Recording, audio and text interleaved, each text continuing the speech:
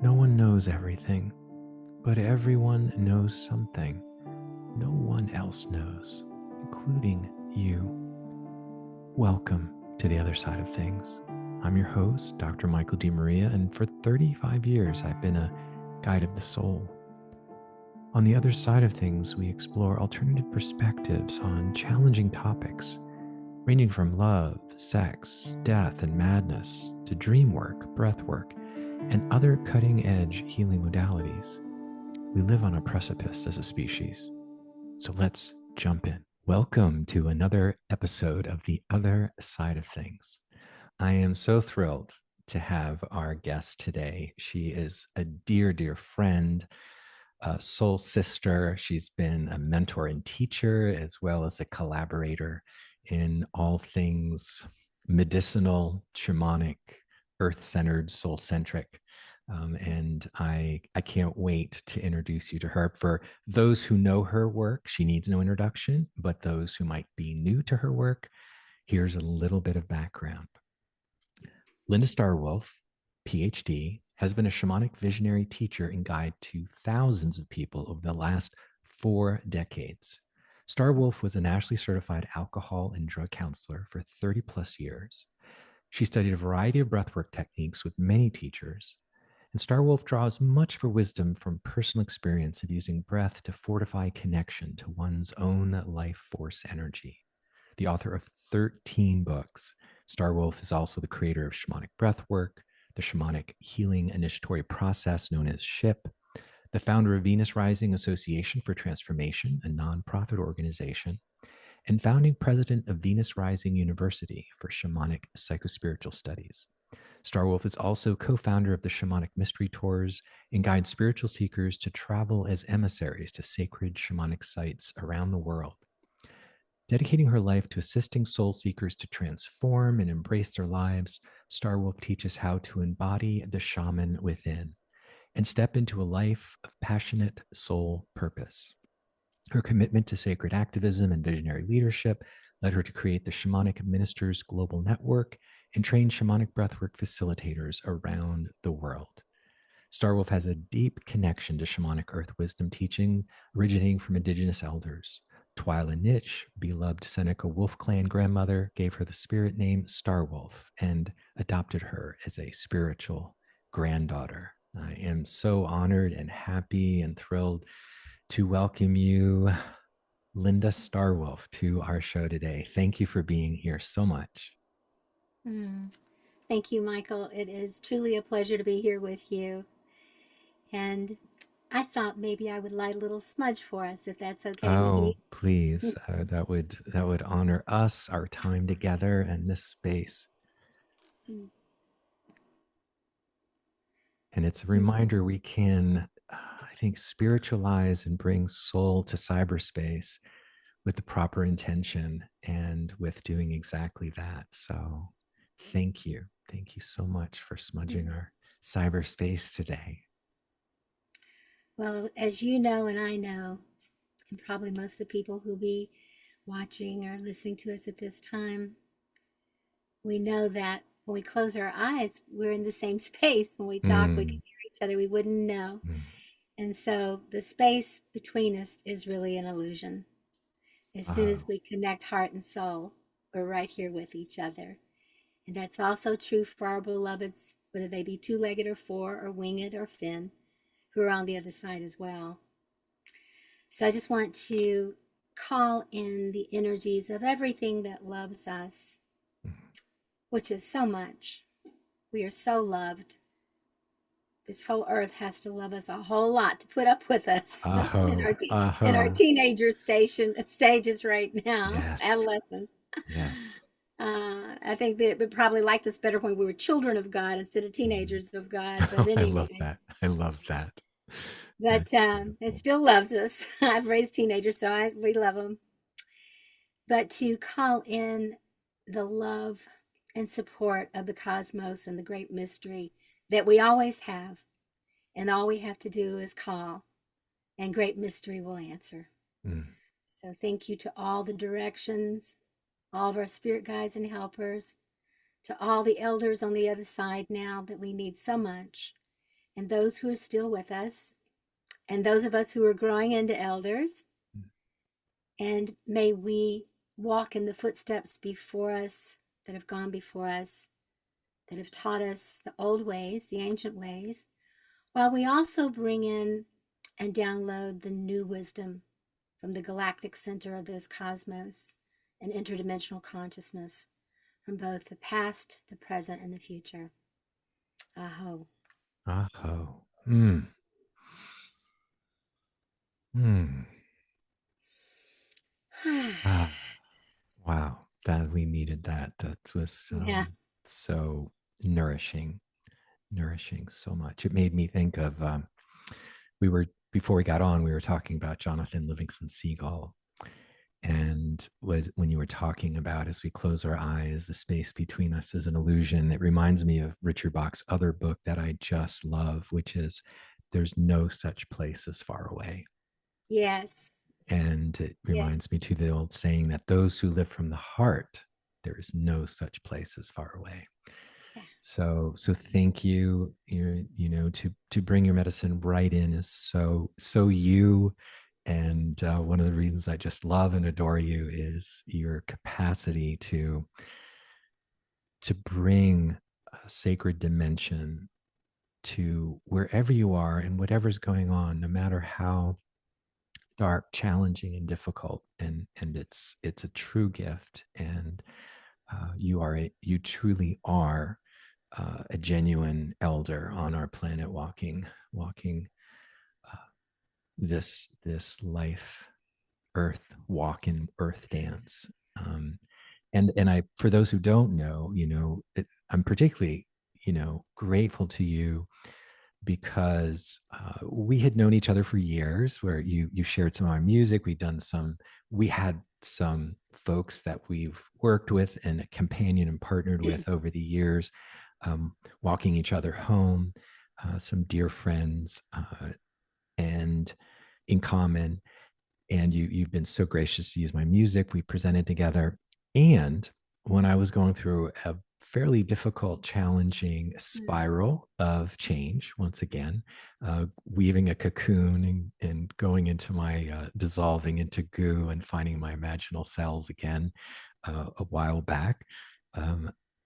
Not only did you hold that space, but it gave me the opportunity to finally, even though I've been doing breath work, Stan Groff, I worked with him, and he rebirthed me in New Orleans like 25 years ago. And I worked with Jackie Small, two teachers you've worked with, but I never became certified.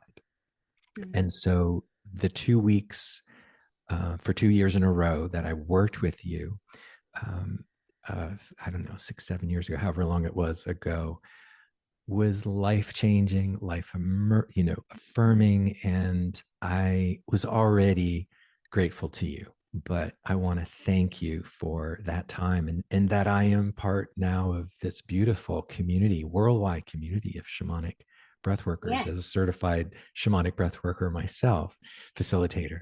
And so just thank you for all that you do. And it's such a joy. And I also want to say, we're here today because of your new book, The Aquarian Shaman. And I've been looking forward to this book and have read most of your books, which is a lot. But this book to me is the book that you know, uh, came into this world to write. It feels to me like a culmination and distillation. I'm sure you'll do many more, but it's such a beautiful distillation of your life's work. And so anyway, thank you for being on. Anything you'd like to share about how this book came to be and how you're feeling about it's getting such rave reviews and such wonderful response, and anything else you'd like to start us off with about the Aquarian Shaman? Well, first of all, thank you for such a beautiful introduction. And I just love you so much. And I appreciate you so much. And you're such a gifted, I feel like it's an admiration club, but it's true. I have admired you from afar, Mm. and up close. And came down to Florida, you had me with you at with Yes. your musical display with your film. With was it Gaia? Was it the name of it? I'm not Yes. sure. Yes. And Oh, yeah, and we are and nature. Yes. We are we are nature and we're, nature, yes. which of course won my soul immediately because that's Mm, what my work is based in, is in that yes. nature and the elemental world and the shamanic world. And I've got to, you allowed me to do some guiding with the audience with that beautiful film and Mm, music. And anyway, and then you honored me by coming up and learning and doing the work with us here. And you'd already have done so much work. So it was just a gift to be with you. I felt like I was more like with a brother, you know. But I appreciate it because I think I'm similar to you, Michael, that I'm always a student of life. yes. And no matter how, and grandmother Twyla, who passed when she was 94, I would teach her something. Sometime I would say something, and it was a teaching for her that I didn't know. And she'd say, and she was funny. She'd go, "Dab nabbit." Only person I ever heard say that was, I think, Bugs Bunny. But she would say, "Dab nabbit." I wished I'd learned that when I was younger. I love it. I She love it. was, she's like 90 and saying this, Yes. and Yes. she taught me um, that we're Mm, lifelong learners. And if we stop doing that, we stop learning, that we calcify. And mm, even what we've learned begins to kind of fade away because learning builds upon itself. A child takes one step and then two, and then we walk, and then we jump and we run, and all those things. And so, learning is accumulative. And if we don't keep accumulating that learning, there's a way in which we stagnate. And you yes. know this, that the foundation of all my teachings is that it's a spiral path. And that's our Yes. first initiation that we teach people. If you don't want to change, run the other way, quick, away from us. Yes. Yes. Right? Absolutely. Because the Yes. spiral is going to, if you step on that path and step off the linear path, or even just the circular path of just kind of going round and round, which is beautiful cycles, but the spiral path is the shamanic path Mm, because it says we're going to go through similar cycles over and over, but each time it's an expanding circle around the circle that you've been around, that you have the opportunity to expand your consciousness and to grow in more awareness and mm. more love, of course, that goes right along with it. So that's what I have learned on the shamanic path, and learned from the teachers that I've traveled with, that I will um, I won't stop learning till the day I die.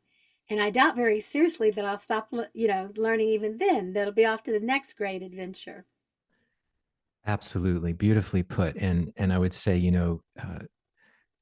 you and my friend Mark Nepo are two people who really embody that so much that there's no arriving where you stop learning. And I've let Mark know how powerful it is, and that literally it is a false teaching to give people the message that somehow they arrive or that we have arrived. and Mm, and I think that's so powerful today. And I think, as we'll get into this, but that's part of what this Aquarian understanding is, that the shaman, the guru, is within, and you've been so empowering. I've loved watching you work with others, with me, and of course yourself, that this willingness to remain teachable, and to mhm. remain humble. And I think I think I remember when I called, it's like, I think I need to come to to a couple, to do, the certification. I want to do ship. I want to do the whole thing, and it was kind of like, I think, as soon as we think we've arrived, we are setting ourselves up for the next lesson. And when you can allow yourself, because the spiral has Mm, been so important to me, but it's so human, because it's we can get pretty attached, our ego in particular, to some comfort, to things being yes, stable for a while, absolutely. right? And the stagnation, calcification, I think, Mm, is such a profound metaphor. And to know that grandmother Twyla was, still at 94. And you know, Jung was this way too, you know, that sense of, Mm-hmm.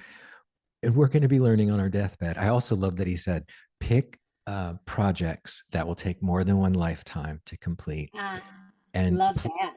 plan as if you'll live forever, but live as if you'll die today. And Ah, those are two. I love those Jung quotes. And you're a beautiful example of exactly those things. So mm-hmm. I really want to thank you for that. Which reminds me, there's so many good parts of this book, but one that I think doesn't get enough attention, and it kind of what we've been talking about, this ongoing spiral of change, this Mm-hmm. never-ending journeying. You really point out, and you know we've talked about this before, but I think it's so we miss it.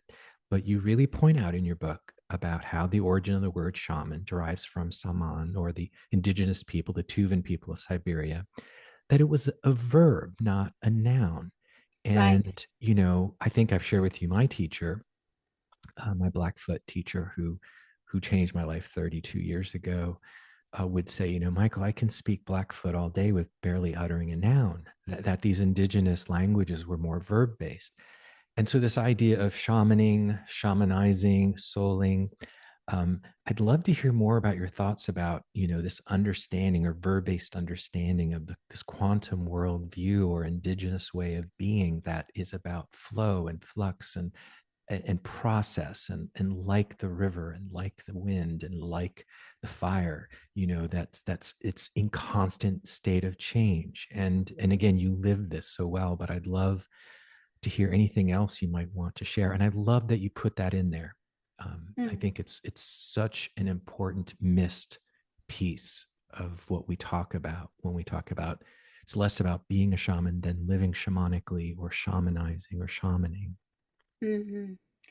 Well, one of the things I like to say to people is that if you don't have an ing, Mm, ing, on the, attached to what you're doing, being, living, loving, breathing, dying, mm. seeing, hearing, touching, feeling. I feel like John, that Tommy movie now. Yes, Touch yes. me, feel me, see me, hear me, I love you it. know.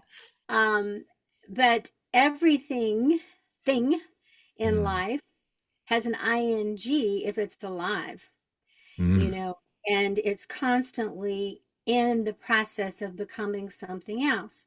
That doesn't mean that we don't find inner peace or stillness within the movement. mm, We can continuing to live our lives, whether we're sleeping or living, or awakening or whatever.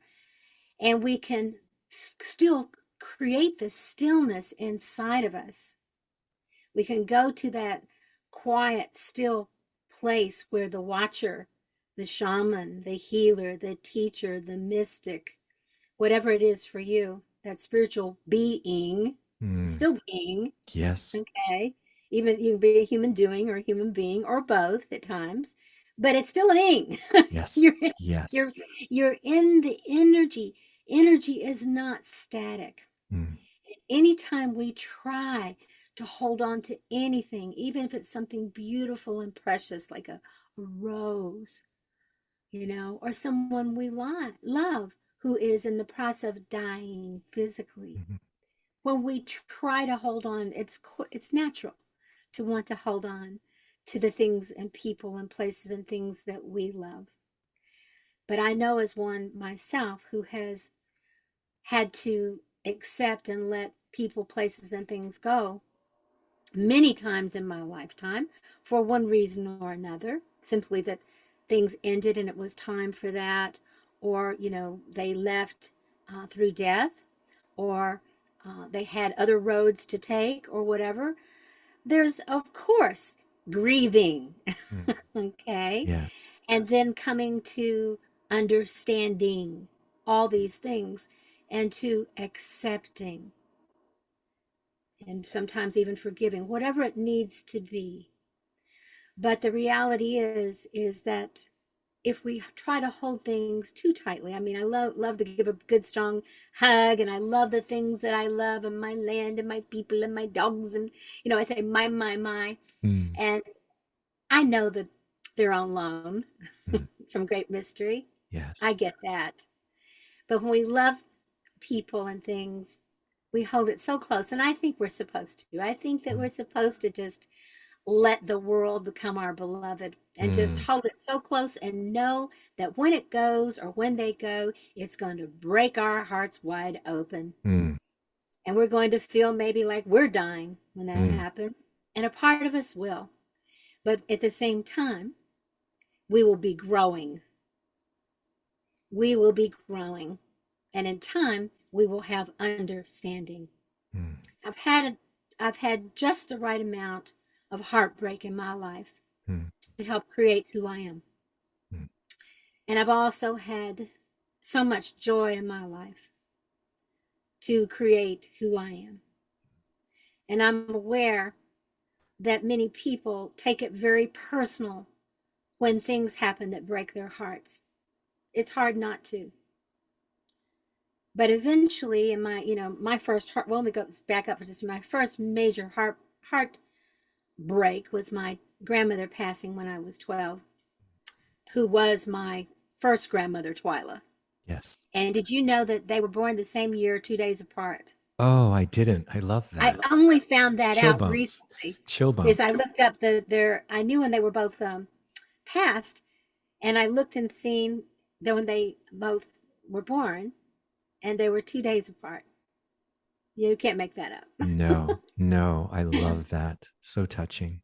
But for my first grandmother who saw me, who was the one who could see me and was bringing forth these gifts in me very early on as a child, when she left, she was my connection from being that weird little kid in school that didn't feel like I really had any friends or understood or that the teachers thought was weird or, all those kind of things where I just felt so out of place in school. Yes. And so she's the one that was my grounding cord, gave me self esteem, took me to nature, took the shoes off, put me in the chicken yard.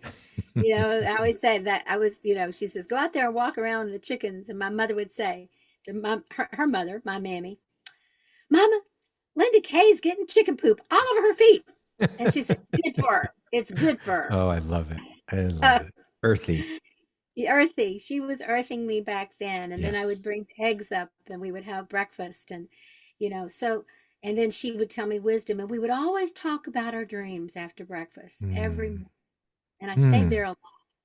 So when I amazing. found grandmother Twyla all those years later, I was like I got my grandmother back because she died Yes. suddenly when I was 12.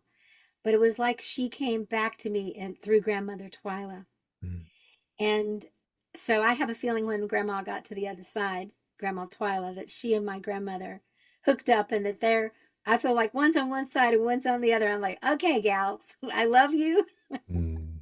I feel it. I feel them. Oh my gosh. I Yeah. didn't know that extra part of the story. I love that. And it has, this, I think you've seen the short version, the Twilight Cafe, but it's all about, we call her Nona Kea, which is kind of a combination of uh, my two grandmothers, and of course on my vision quest, I kept having these dreams about this old grandmother, and who was like the voice of the earth itself. Mm. And I think that this is such an important thing that you also are carrying, because we have so lost the divine feminine, in particular in the crone grandmother energy, Yes.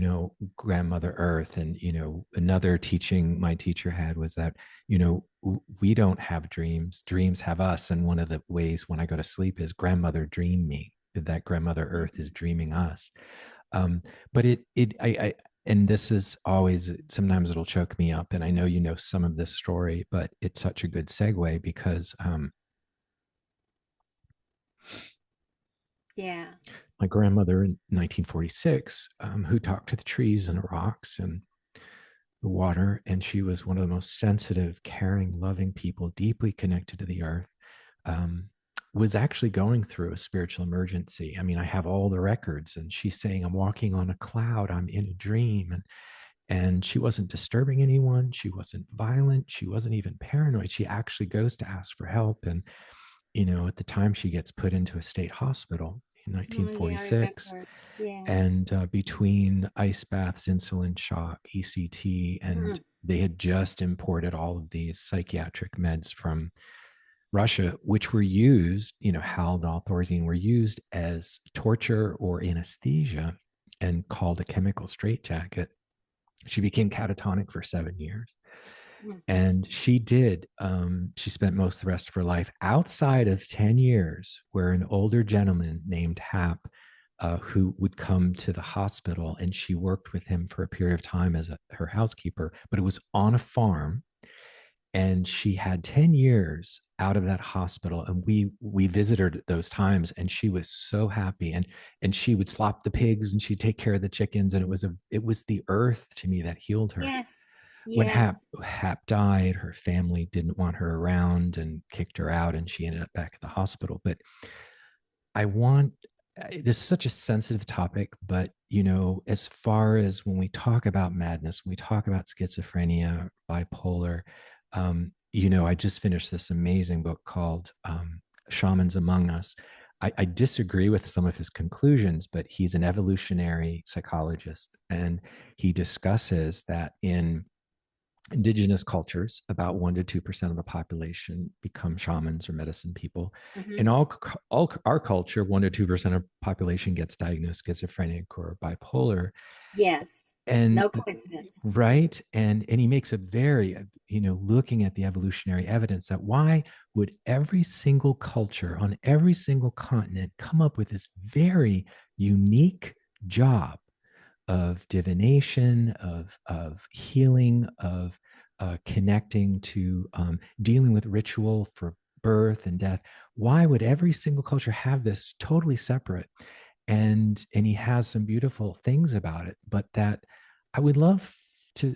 It's been a long time since we talked about any of this, but I would love for you to speak into that, because just like you were saying, I felt like a fish out of water in school. I was, Mm, as the psychologist in town, I was the weird one. I was always right. doing so.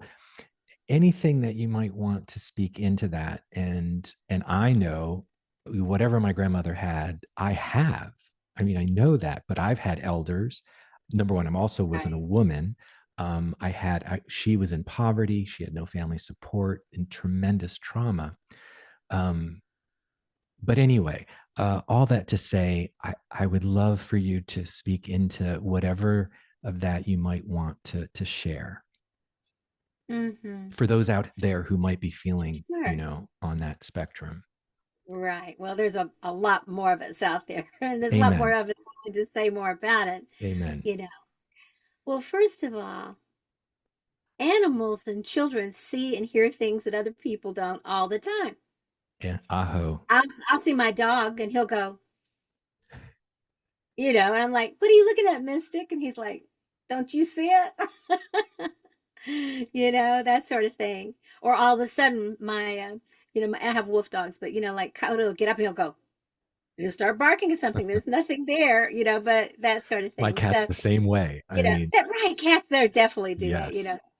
So there's that. But children are the same way. They're like, they're just looking around, and that sort of thing. But also think about this. And I was an only child, Mm. and I was playing outside all the time in nature with my grandmother and stuff. And she'd spend a lot of time with me, but then she'd have chores to do. So I'm down playing with the chickens and the pigs and the whatever, all these kind of things. And I saw all kind of things, and had all kind of things.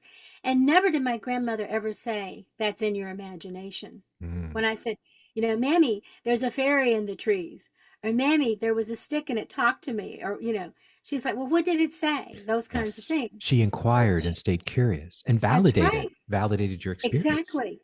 Yeah. Exactly. And she said, "Well, go sit, if I was sad," she said, "Go sit under the willow tree. They understand grief." She'd say, "They understand sadness." That's what she would say. "They know Mm. how to cry. Go sit under the weeping willow tree." Mm. And I go sit under there. I'm like, I'm mad, and so just go sit there and cry for a while. Not don't cry or go to Right. your room or anything, that sort of thing. So it was her family, were come over from like Scotland and Ireland, Dutch Irish and things like that. So there was more of an indigenous energy. I think that's why I was drawn to the Native American, Yes. Yes. was because of that. But there was a way in which I really feel, being an only child, growing up all summer, because summer used to be from May until late September. You That's had all right. summer That's to be absolutely. barefoot in nature with the grandparents, with the creatures, with the forest, with the elemental world. And that's where I was free and Mm. happy and didn't feel like there was anything wrong with me, or that I was bad or sick or strange or anything else. And I that you felt belonged. normal. Yeah. I And you belonged. belonged. Yes. And I was even appreciated, like by my grandmother. She would say to people, "You need to listen to that child. Listen to what let her sing," or or I'd dance or sing, or I would do something or tell a story, and she'd say, "Listen to that child," Mm. because she believed me, Yes. you know, Yes. and she was very childlike herself in that way. Yeah. And when I found grandmother Twyla all those years later, it was like I got my Mammy Jones back, because she was the same way, Yeah. and she was that, she's been gone, from this earth now since 2007, grandmother Twyla has, and she was 94 when she passed. So it's been a while, but I still hear her and my grandmother. They live inside me. And I find myself, when I'm teaching others, especially so many younger people who are ADHD and who've coming off meds for that, or, whatever, they've been diagnosed with all kinds of things. I find myself saying, take your shoes off, Mm. go down to the creek, go find a tree. It has some medicine that wants to tell you something. Mm. Go and sit there and put your arms around that tree and just breathe. Listen to the wind. Let a bird tell you what's going on. So there's a way in which the elemental world reflects back the wisdom that's already within us and draws it out of us and validates it for us. And if we get cut off from nature, we get cut off from nurture. Mm. And we can't grow if we're not watered and earthed and fired and aired and spirited. The elemental world is essential for physical health, emotional health, mental health, and spiritual health. And there was concern about, from some of the other relatives, because my name was, as a little child, Linda Kay. Linda Kay's just too sensitive. Yeah. Same. And they would even say she's over sensitive. Same. And I would think, as a child, all I understood is that there was something wrong. That they thought Yeah. something was wrong with me, and maybe there was. Is what I thought. So to be with my grandmother, she just thought I was the bee's knees. So that's why I wanted to be there all the time, because I didn't feel like I was screwed up or anything was wrong with me. And in fact, I felt quite smart, Yeah. and cute and all the things you're supposed to be reflected as this beautiful child of God. So it's a real mixture when on the one hand, you're valued, and then on the other, you have this, she's overly sensitive. And even those Yes. people, they loved me, but that was their concern.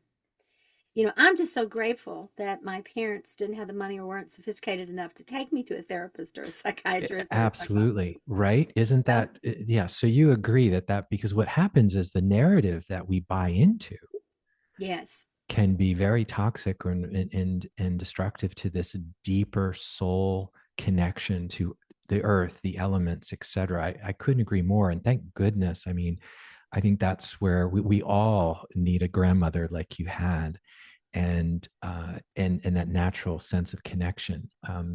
I just love that, and you do that for people. I mean, that's part of the community you've created, and and now this is the other. And then I want to get into the definition of the Aquarian shaman.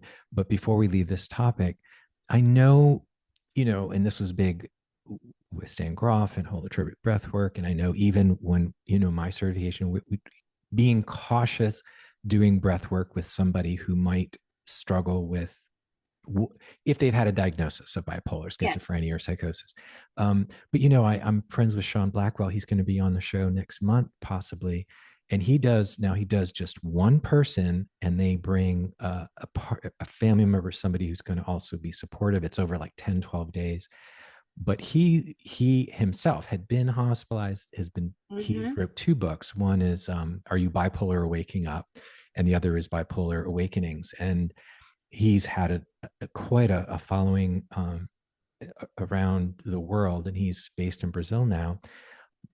And I'm not saying for people to go out there and breathe somebody who has that, but could you say, and would you say that under part of what, and I know I'm getting into kind of a touchy subject, but I would just, what are your thoughts if somebody, is dealing with that? Because I worry about the people who don't have access to that kind of opportunity, who might have had a diagnosis of schizophrenia, bipolar, want to do breath work.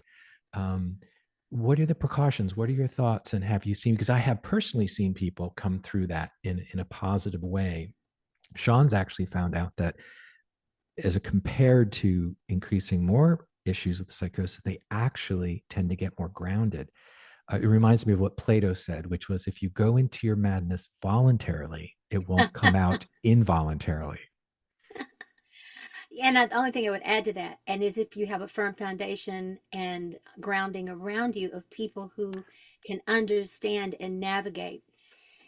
I'm going to back up a little bit and say that during the 60s and 70s, when I was really coming of age and was at the University of Kentucky and was reading Ram Dass, Be Here Now, and got into psychedelics and all that kind of thing, that I did have an overdose actually at a festival, because I was taking a combination of whatever everybody gave me, because that's what we did God in the bless you. festival. Of course. Yes. The 60s. And so I'm like 18 or so, and I'm, actually overdosed. They rushed me to the hospital, but in the mixture of all that, that also given me psychedelics, and Oh, goodness.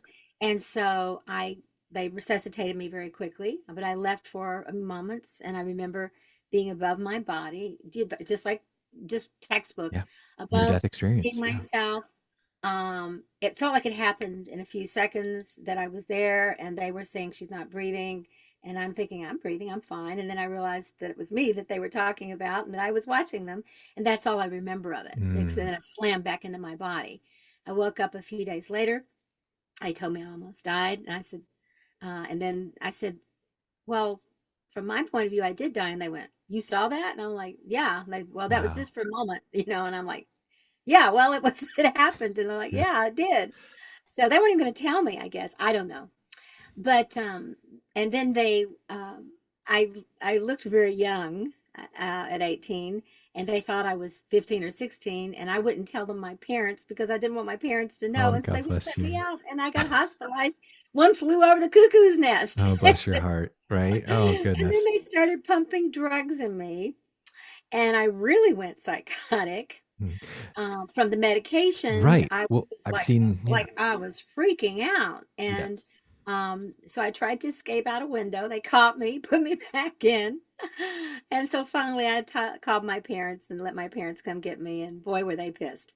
But Mm. anyway, it was from that I went back home with my family when I was 18. Um, and before I went back to college a few months later. And over a few months, I began to come back, and just it wore itself off. Excuse me. But anyway, I've had a lot of experience with this, with psychedelics early on. Not in the in it's how people did it. We went to festivals, we Absolutely. took acid. It was what Yes. you did. Psilocybin mushrooms, whatever. Anyway, but anyway, from that day forth, quite frankly, I didn't do anything else but drink. But I drank alcohol to calm. It was my sedative. And I'm glad that I actually did that instead of all the psych meds. But then, of course, being who I am, I became very fond of alcohol. Mm. And at 29, that's when I finally realized that I was totally dependent upon alcohol. And that's when I finally got sober. So from that day till now, almost 43 years, I've been Beautiful. sober.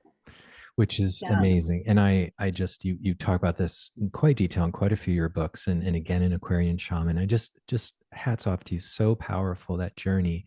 And that even, there's the Jungian book on witness to the fire, that so much addiction is about spirituality that's it's not spiritual being able, awakening. right, spiritual awakening.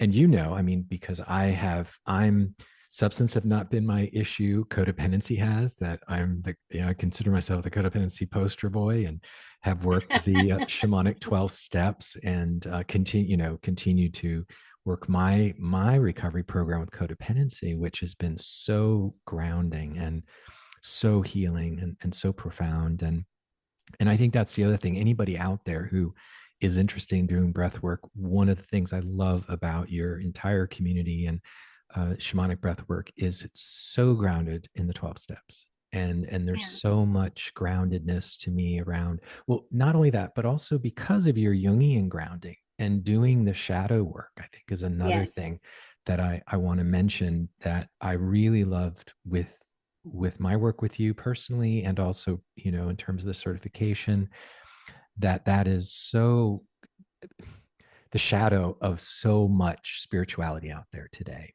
It.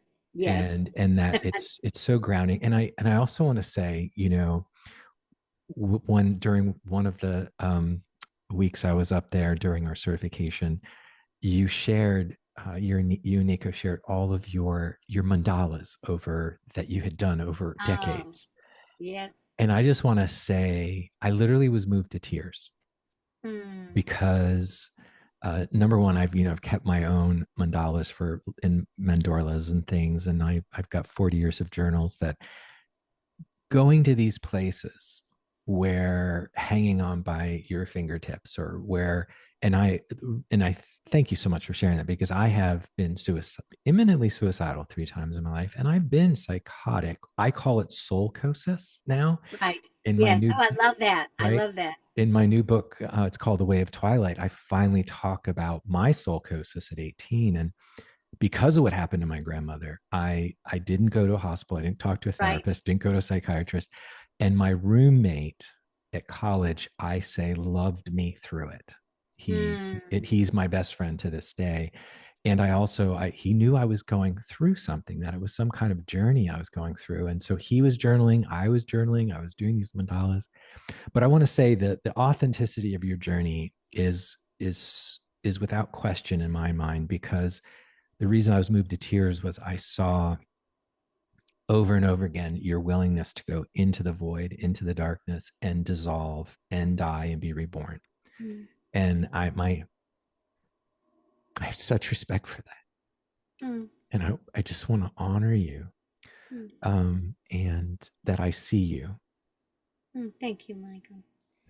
Thank you so much. I know that you've had a beautiful, powerful, transformational life and journey, spiral journey yourself. And I just I wanted to back up just a little bit about um, the when I came through that experience in that psych hospital.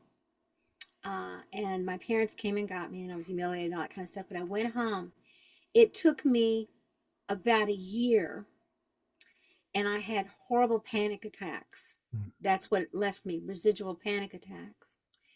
And that I had been medicating probably with pot and alcohol. And now I'm not doing any of that. And at that time, and so I would end up in the emergency room. And my dad, God love him, he was a state policeman and he loved me. I was his only girl, his only child. Oh, He'd take me to the emergency room and they would say, "She's having a panic attack." I'm going, "No, I'm having a heart attack." And they're like, "It's a panic attack." And they would shoot me up with medicine. And so about the third time that happened, when the guy in ER, he came up to me and he handed me a paper bag, like a sandwich bag. And he put it over my face, and I was panicking, and he put it over my face, and I started breathing, and I completely calmed down. mm, He said to me, "You're not dying. You're not going crazy. You're having a panic attack." mm. He said, "Carry a paper bag in your blue jeans back pocket and excuse yourself and go to the bathroom or in the woods or whatever you need to do." I don't know this guy's name. To this day, if he was alive, I would go and kiss his feet. Aw. He said, Just go and breathe, find a place and breathe into it for about 5 minutes and you'll be fine. You can't take this medicine, it makes you crazy. So I walked God bless around him. with God my bless blue him. jeans and my paper bag tucked in my back pocket for over a year. And when I'd feel it, I'd go make an excuse to go somewhere and breathe into that bag, and I would be fine. Mm, Sometimes I'd have to do it 20 times a day. mm. And then sometimes I didn't have to do it at all, but just knowing it was there.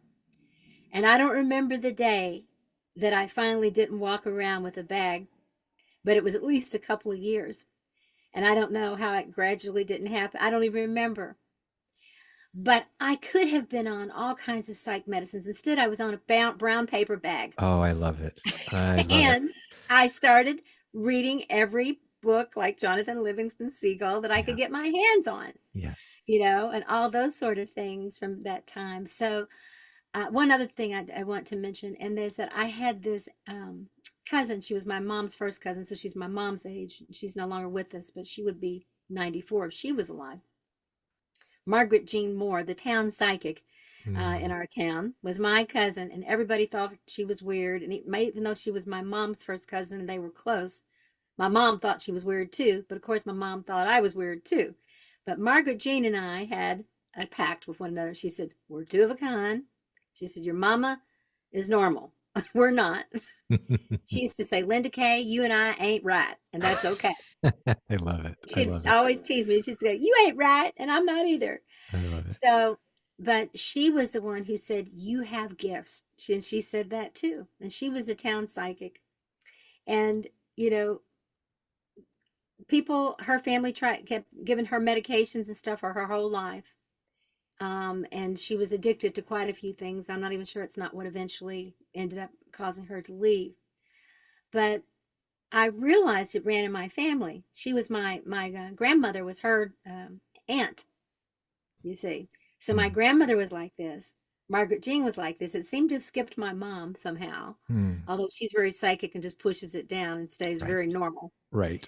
But there was just a way in which the right people were around me. I was Mm. blessed Yes. to, you know, to hold that energy for me. And that's what I've learned. If you have the right people around you as a child, as a young adult, if you have a breakdown and you're fortunate enough to get the guy in the ER with the paper bags, or the therapist, or when I worked in mental health and ran a day treatment program for people who were chronic mentally ill and constantly reduced their medications to the level where I could see that was the level that they needed, instead of sitting in the corner drooling and wetting themselves, so that I could take them to Disney World, a whole group of Mm. 20 psychotic people, myself and one other person. I love it. I love to I hear was more a about that lot story. younger. I was a lot younger and a lot braver. But it's all in which of how you're being received Yes. is whether you're normal or not. Yes. Well, that's where, that's beautiful. And thank you for all of that. And, two things, or number one, the old, we've talked about this before, but the original meaning of the word weird, WYRRD, meant to have a foot in both worlds. That's right. And the other is, I always like to say, the um, madness is nothing more than the soul at odds with circumstance and invalidated experience, like nobody, not one person validating you. And sanity is good editing. It's like I who love that. who to say what to when. That's right. And Who not to talk to. yes, yeah, I've seen so many people over the years where it's like, you just don't have to. I get it, I understand that, and that's a beautiful way of looking at that, but you don't need to tell everybody that. That's right. But I think also the other thing is, one of the messages in these three films I've done on that, kind of like the suicide prevention trilogy, I call it. The Twilight Cafe is the message is we all end up on that bridge of despair, or Mm, cliff of madness, and what keeps us off is each other. and that's and right. and I think that part of what we're talking about is, when somebody sees you as a soul, the Hmm. dignity and nobility of the soul. And there's something about that's so dehumanizing when we diagnose somebody. And I always had a wonderful teacher who was like, as soon as you've got somebody's diagnosis, you can't be of help to them anymore. As soon as you think you have their number, you can't be of help anymore. That And I also love one of the things, the phrases that is part of your community and work is, I love you in your light and your dark. Yes. And I just honor that deeply, because I think this is about, and actually this is a great segue to, because when we are dehumanized and we are not seen and heard, to me that is not only traumatic, but that is a form of soul loss. and Mm-hmm. and and we could kind of say so much depression, anxiety, madness is soul loss. And I was Mm-hmm. wondering if maybe you could speak into that, and maybe how that also figures into the Aquarian shaman. Yeah. Well, I think that sometimes before we can really truly find the authentic light, not the projected light of what others want us to be, but to find our own inner glow, our own light, is that we must make it authentic. And in order to do that, we must also know the darkness. Yes. You spoke about the shadow. And of course, I learned firsthand the shadow from Jeremiah Abrams, who was authored of Meet the Shadow, was really world recognized. And, I really love him still. He passed just a couple of years ago, and he was in Bali. I just want to say it was a magical moment Mm, in that I knew he was ill and stuff, and I talked with him. And at 4 o'clock in the morning, I just woke up, and he flashed in my consciousness, and then my phone next to me dinged, and I looked at it, and his son was in Bali with him and wrote me and said, Dad just mm, passed. mm.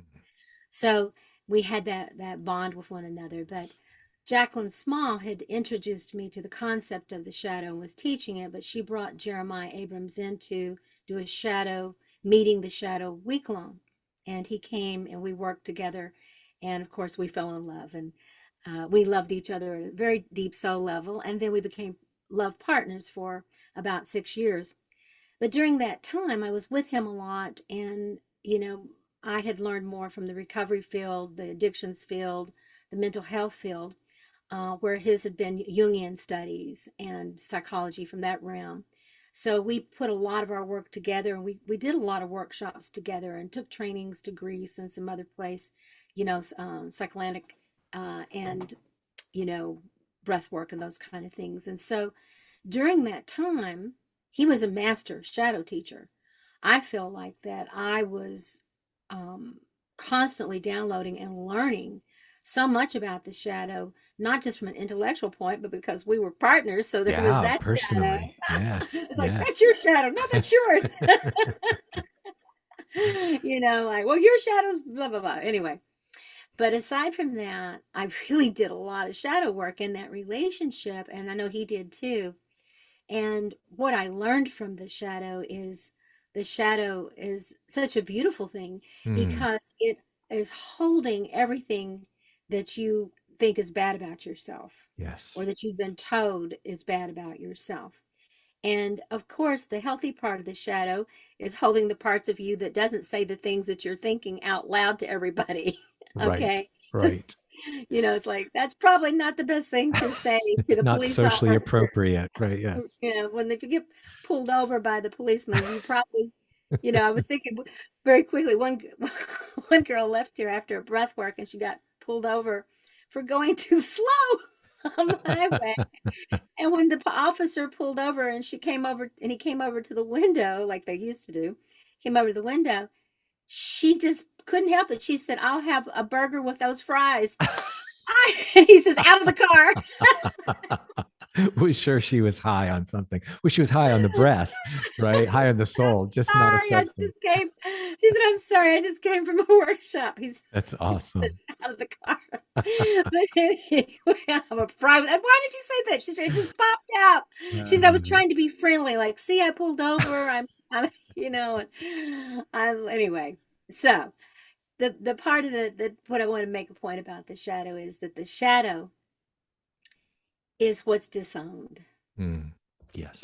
It's bastardized. It's really the little child inside of us that all the places where our parents have not done their work, and Yes. our teachers haven't done their work, and our ministers and our politicians and everybody else in culture hasn't done their work. And because of that culture that you grew up in, whatever it is, you automatically take on that collective shadow. Mm. And then you're through your own little personality, and it's ripe with shadow as it's growing up, Yes. right there with Yes. that golden light, Yes. right? With the Yes. golden Absolutely. light of everything you came in with. And so it's automatic that you're going to try and be a good person and put it into the shadow. But the problem is if you've been too shamed and too demonized, you'll put so much in the shadow that at some point it's going to erupt and it's going to take over, and you're going to get lost in shadow for a while, like I did with addiction. Yeah. It's going to happen, Yeah. you know. And if you don't have people who understand shadow work and how to work with the light and the dark with the person, and if everybody is diagnosing and medicating and all those kinds of things, you're creating more shadow, not less. Yes. Exactly. Okay. Yeah. And of Beautifully course, put. that darkness is all going to overcome the person, it's going to overcome their families, it's going to overcome society. You know, a healthy balance of dancing with the light and dark is one of the earliest shamanic teachings, that the elemental world is both light and dark, that it's birth, death, and rebirth Amen. repeatedly. Amen. Beautiful. Oh, that's beautifully put. And, it reminds me, another, there's so many wonderful moments in your book, The Aquarian Shaman, but towards the end, and this one, I just chill bumps and recognition. And again, it's something we don't have a lot of out there, because there's so much, there can be light workers that avoid the shadow out there. And the other thing I used to love that in our training, you say, and just knowing you is, um, neither spiritually bypass or getting stuck in the muck, and that's a Linda Starwolf that I credit you with often. Yes, Um, it just popped out one day. I was saying, yeah, 'cause a lot of people said, well, don't do spiritual bypass. I said, or get stuck in the muck, that's it. and So it just true. popped out. And it's like, in other words, um, either extreme will wind Yes. us up in the same place. Exactly. And that's where I love your book. You say that it's one of the most powerful books as statements to me, that and the shamaning, the making it a verb. Um, what we need is not more light, but more depth. I Yes. couldn't agree more. And anything else you'd like to share about, how do we cultivate depth in these transformative times that we're in? Well, we're going to, whether we want to or not, if we, Yes. Amen. Goodness. The way things this are. is, I mean, with the fires that are happening, with the floods that are happening, with the earthquakes. Now, first of all, let's get this straight. This planet, this evolutionary planet, for hundreds of millions of years and perhaps billions of years, they say we may have had two or three or four extinctions already. Yes. Okay. All right. So let's just get this straight. We're on a shamanic planet of Yes. water, earth, fire, and air, and we're flying through space.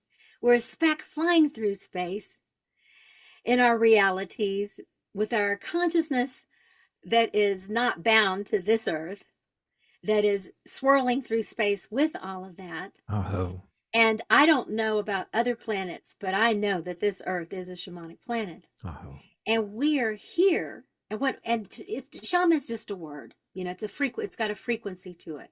But what it means to me, that for whatever reasons our souls chose to come to this particular planet at this particular time. If you're here now, you're not here by accident. If you're not here by accident, you're here on purpose. mm, If you're here on purpose and you don't know what that purpose is, like most of us don't, it means that you're going to need to take everything that you learned about being human and creating your shadow, because you came in as light. You've taken the shadow on to become part of the earth, to be of the earth, be part of it, but not to become it. mm. To bring, to be of the world, to be in the world, but remember that you're more than that. This is not your home. Yes. Yes. It's our beautiful, beautiful, blessed home right now. But it's not where we came from. It's not where we're going back to. Okay. We might have different incarnations here or in Pluto or in other dimensions and realms, but this is not our final resting place, if there is even such a final thing. This is part of, as all those people like Jonathan Livingston Seacole and others would say, this is our thrashing ground. This is our School. This is school, the, our yes. education. Grandmother Twyla always said that, and that people waited in line to come here because they had such an opportunity to Mm, learn so much about love and forgiveness while they're here. mm, So while we're here, if we can awaken, first of all, to accepting ourselves and loving ourselves and going about the work of refining our personality some, so we're not an atrocity to the world, that we can be the love that we came here to be, to learn about, and to walk in the path, of the great ones who've done that, of the Christ energy, of Peace Pilgrim from all those years ago. You yes. Love remember her? her. Oh, You what know, a gem. if we Yes. can, we don't have to become them, but if we can emulate that and Yes. at least value it and to do our part and to allow ourselves to evolve, I don't think there's anything we're supposed to do here other than that, Mm, is to love, as Ram Dass would say, love, serve, remember, mm, you know, and beautiful. to continue to do that until we complete whatever that is. There's so much shamanic energy and gifts, it's boundless for us. And in the heart of that, remembering the ing of it all, Mm, loving, hugging, kissing, freeing, all those kind of things, to remember to let it all move through us. None of it belongs to us eventually. Giving, another ing, giving it is also receiving. mm. So, the everything that we love is, even in the stillness, is about allowing the energy to move and not holding on too tightly to anything, no matter how much we love it, Mm. and to setting everything free, including ourselves. Beautiful, just beautiful. I think that's a beautiful, I've been wanting to say, if in its essence, how would you describe the Aquarian shaman? I think you just did it, but Hmm. I don't know if you want to say anything more because, and how perhaps the Aquarian shaman in this era of transformation and how you evolved this understanding may be different than more traditional tribal approaches to shamanism. Hmm. Yeah, well, I've been involved, with tribal, and I've also, I guess you could say, had either the audacity or the courage to create what I would call, postmodern shamanism, if you will. Yes. And I'm not the only one, but I'm just saying, to really put my teeth in it and say, how can this be relevant for us now? Okay. Because it's got answers in the past, but I also believe that we've lost the wisdom, the ancient wisdom.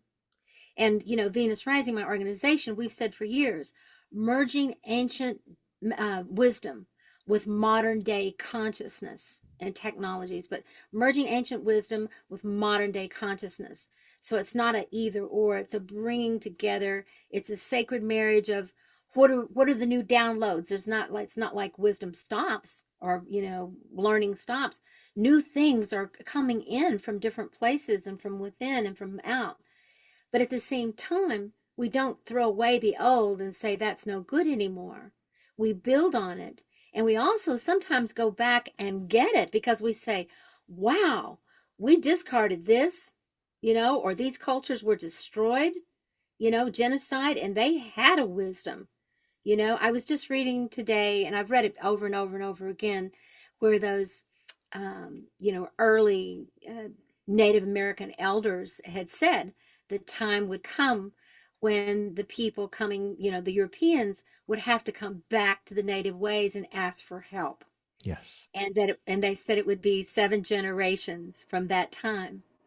And we're in that seventh generation right now. Yes. And I think that's why so many people are flocking back to Peru, or going to the mysteries of Egypt, or going to Africa, or going to, out west, or to Sedona, or looking for a shamanic elder, whether it's, tribal in Africa or Peru or the United States or Mexico or in some others, I believe that people can feel it. Yes. We're animals that way, can feel it, that there's more than what we're told. And there's more, it's technology is wonderful. We're here because today I think technology is wonderful. And at the same time, if we just turn it over to all technology and AI, I have an AI too, but mine's different. I have my AI, for me, is called my authentic I love it. intelligence. I love it. There's artificial, which I Yes. appreciate. I can ask basic questions like, where's Kroger's? My authentic, okay, intelligence, if you will. I don't go to anything except my heart. Mm. I Aho. sit, I close my eyes, I put my hands on my heart, I breathe until I'm surprised. Mm. And the answer is always there. It's not an immediate, Kroger's is 2 miles down the road, turn left, right. It might take me 5 minutes. It might take me 15. It might take me lying down and breathing for 2 hours. But the wisdom will come, and it will be grounded within every cell of my body when it comes from that place. And I will have the courage and the humility and the inner wisdom and the strength and the love to follow my heart. Mm. Beautiful. Just beautiful. Thank you for all of that. So beautiful. So I think it's one of the last sections of the book, and it reminds me, and this has kind of been a theme we've been touching on throughout our journey here together, that the importance of being seen, being heard, the importance of community. And your section on quantum co-creation in shamanic communities, I really, really liked. And it's one of the last chapters. And I was wondering, how, because you have it blows my mind actually how you've been a master at creating community and helping others create communities. And I want to say again that another thing that has I really admire about your work and what you've done in the world as a change agent, as a visionary, as a cultural uh, healer and renovator of our culture, to bring us closer to something that's more earth centered and soul centric, and that you really give people, when they go through the training, want to create their own community, really supporting people creating that in their own homes and their own communities. But if you could say, quantum co-creation in shamanic community is such a beautiful phrase, but um, what that means to you and how that may shape the way we come together as, healers, visionaries, trying to be um, agents of change at this time of turmoil on the planet. Well, I think I'm so glad that you brought that up because, I've worked so much with individuals and I've worked within institutions in the past. And I feel like I've done that with the institutions. It's up to them now to either do it or not do it. It's like, people, I feel people are going to do this now, was what it really feels to me. And so for me, um, I'm just trying to put it out there to anybody that will listen. Mm, you mm.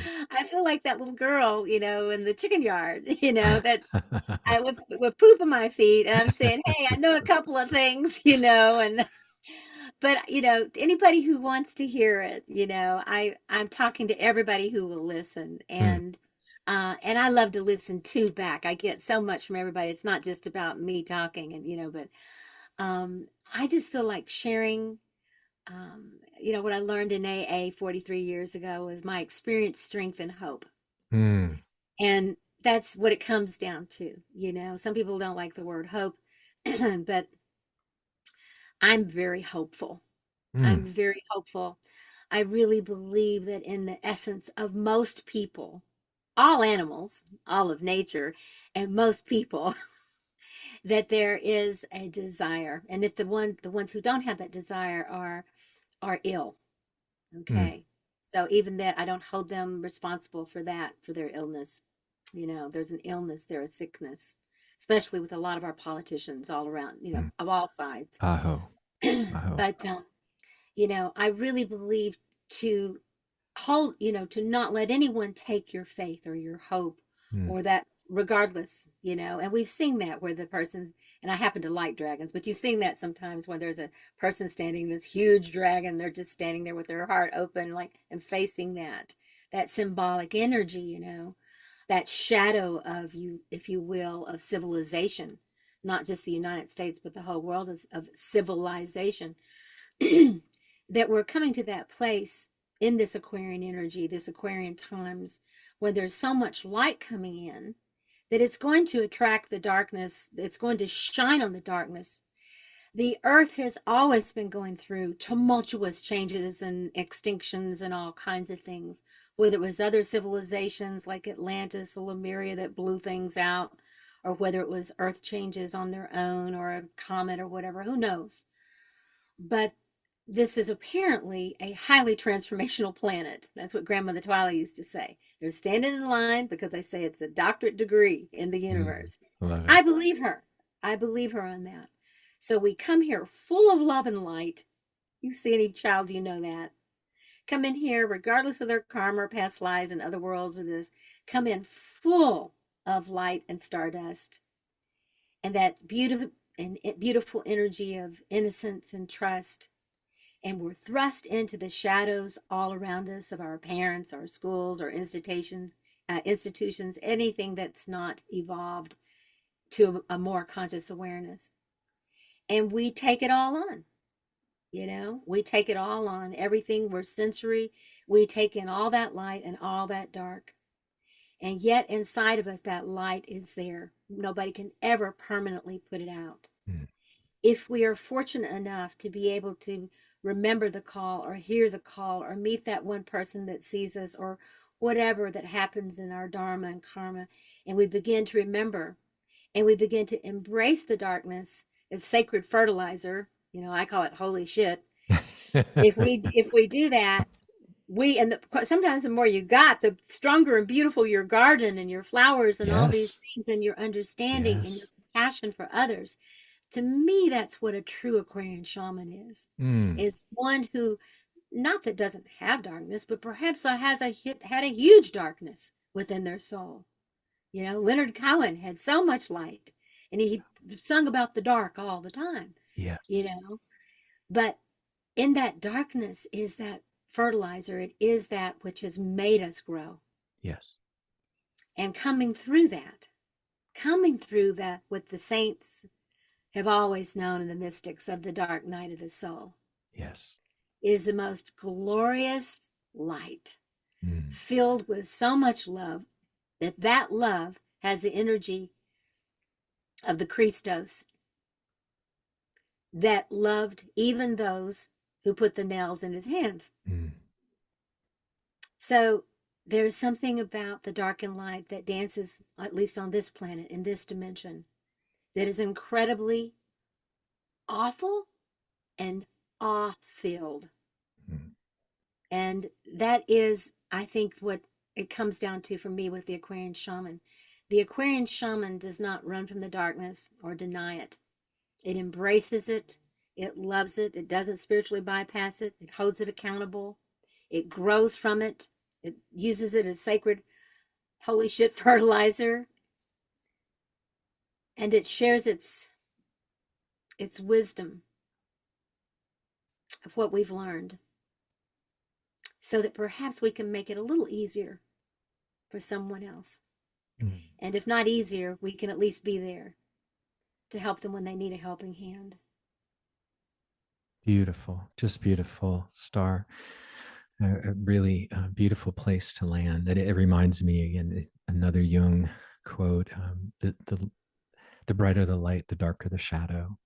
Mm-hmm. And that, it's, and when you talk about that Christos, that Christ energy, loving the unlovable and forgiving the unforgivable, and it reminds Grace. me, right? Yes. And Grace.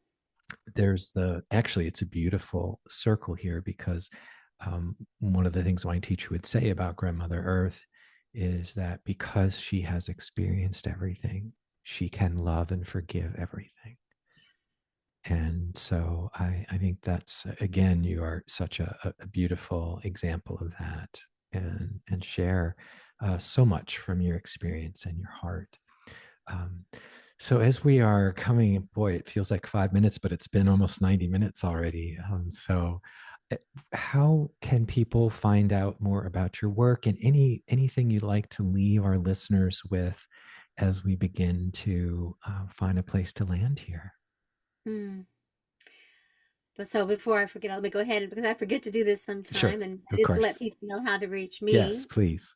Okay, and you can write me. You can email me, starwolf@shamanicbreathwork.org, and that's pretty easy to remember. Like that's what my main shtick is sharing that breathwork with people. So starwolf@shamanicbreathwork.org. Also, the website is the same. It's just shamanicbreathwork.org, and there's lots of things on there. This coming year, we'll be doing our trainings, and we do them intensively in those 2 week longs. The next one is in June, June 1 through 14, here in the mountains at our elemental temples. And you have to come back, Michael, because you have not seen Sekhmet and you have not seen Isis on top of it. Yes, I must. And I must. I oh, would we've got a love to. waterfall with Isis and the Sekhmet temple. We have a labyrinth now that's on Mm, the top of the mountain. So you have to come back and see some of the new elemental temples.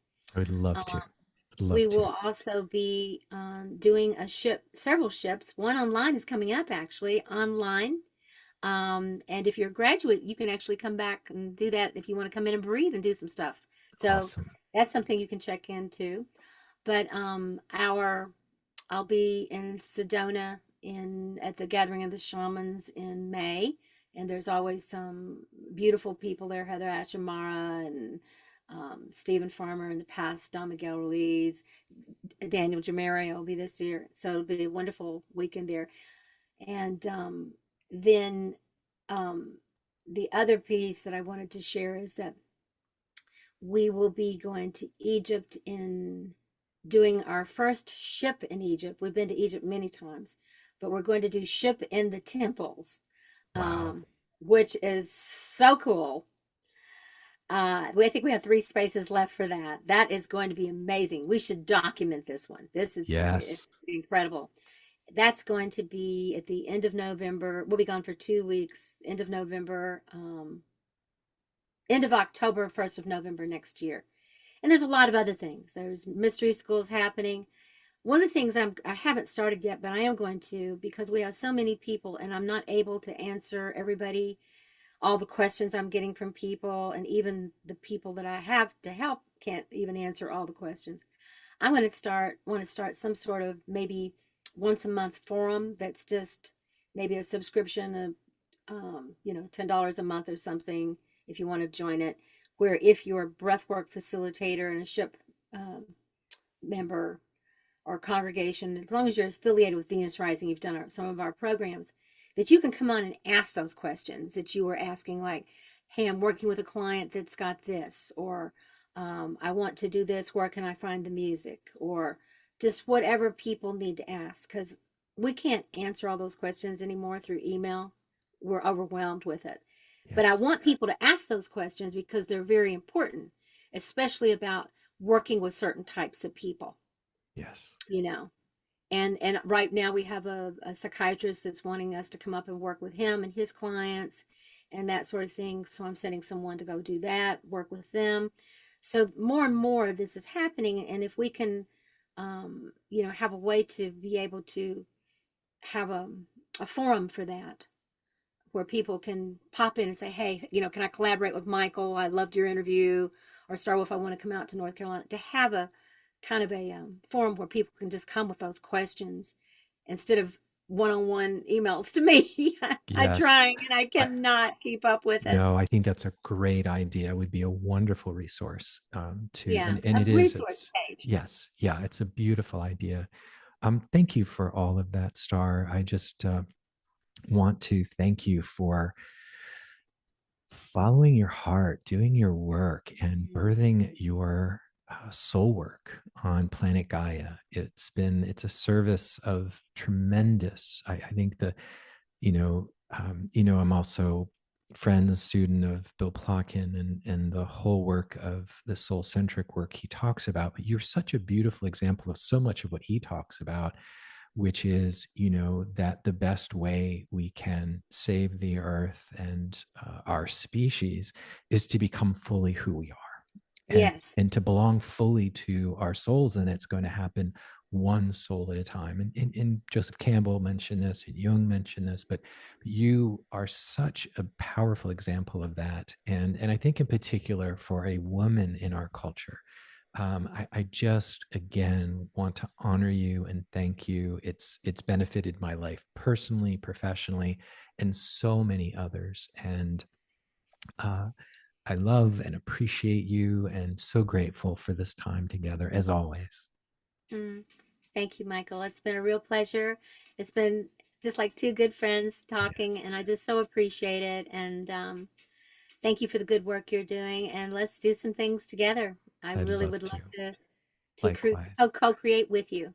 Likewise. And I know I'm going to find my way up there. And anybody who has a chance, it is a magical place in the North Carolina mountains. Venus Rising and Dove Mountain is a place unlike any others. And it's if you have a chance to visit or work with Star or any of Venus Rising, I highly recommend it. You won't be disappointed.